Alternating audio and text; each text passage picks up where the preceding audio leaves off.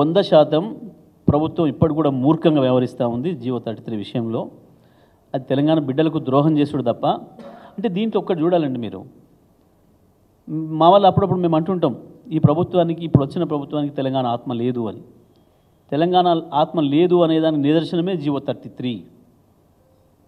మన బిడ్డలకు అన్యాయం చేసే పద్ధతుల్లో కేసీఆర్ గారు కొట్లాడి కేంద్ర ప్రభుత్వంతో మంచిగా ఉండి పోయి రాష్ట్రపతి గారిని ఒప్పించి 95% స్థానిక రిజర్వేషన్ తీసుకొచ్చిండు.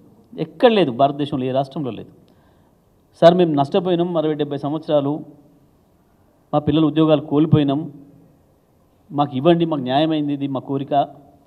చాలా వెనుకబడ్డ ప్రాంతాలు ఉన్నాయి, గిరిజన ప్రాంతాలు ఉన్నాయి, మేము కొత్తగా జిల్లాలు చేసుకుంటున్నాం, 95% మాకు ఇవ్వండి, ఇది న్యాయమవుతుంది అని చెప్పి కొట్లాడి 95% తెచ్చిండు కేసీఆర్ గారు.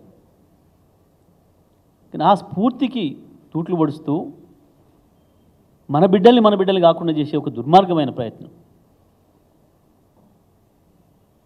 మందిగా నోళ్ళని తెచ్చుకొని మా పిల్లలని చెప్పుకోవడం అనేది చెప్పినాం కదా మేము ఇంతకుముందే. ఉద్యోగాలు విషయంలో మేము ఇచ్చిన ఉద్యోగాలు చివరి రోజు వచ్చేసేసి కాగితం ఇచ్చి నేను అప్పుడే ఇచ్చేసేసిన 30, మేము పూర్తి చేసిన ప్రాజెక్టుకి బటన్ నొక్కి మేమే కట్టేసినాం అన్న పద్ధతుల్లో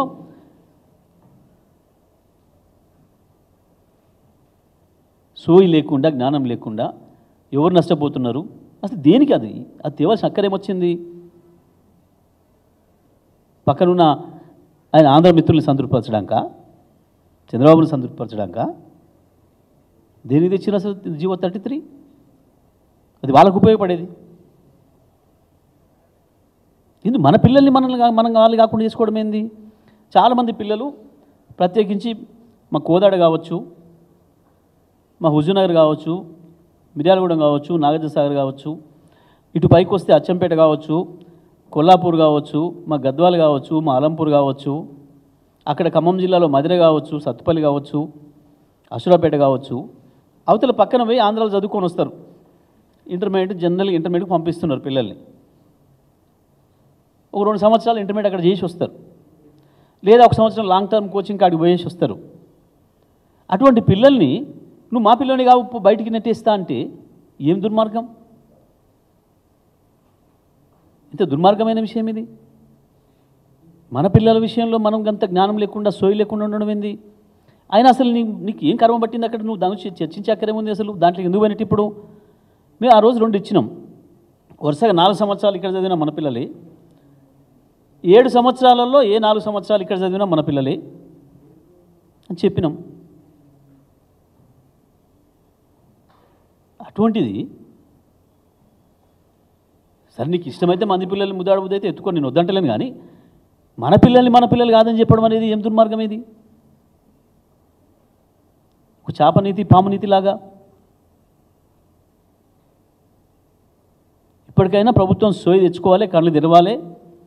ప్రత్యేకించి ఖమ్మం జిల్లా మంత్రులు కావచ్చు, నల్గొండ జిల్లా మంత్రులు కావచ్చు, మహబూబ్నగర్ జిల్లా మంత్రులు కావచ్చు, అతి ఎక్కువ నష్టపోతుంది ఆ పిల్లలే, ఆ 3 జిల్లాల పిల్లలే.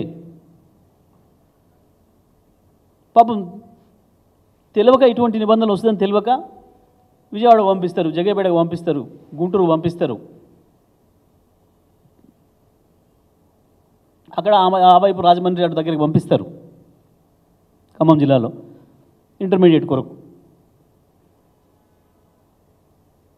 ఆ పిల్లలకు అన్యాయం చేసే పద్ధతుల్లో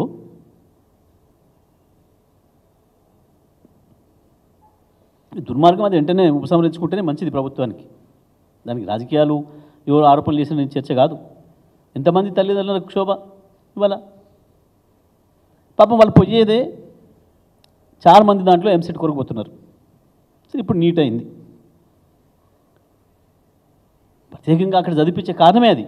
నువ్వు దానికి ఎలిజిబిలిటీ లేకుండా చేస్తే ఇంకా వాళ్ళకి ఏముంటుంది వాళ్ళ లైఫ్?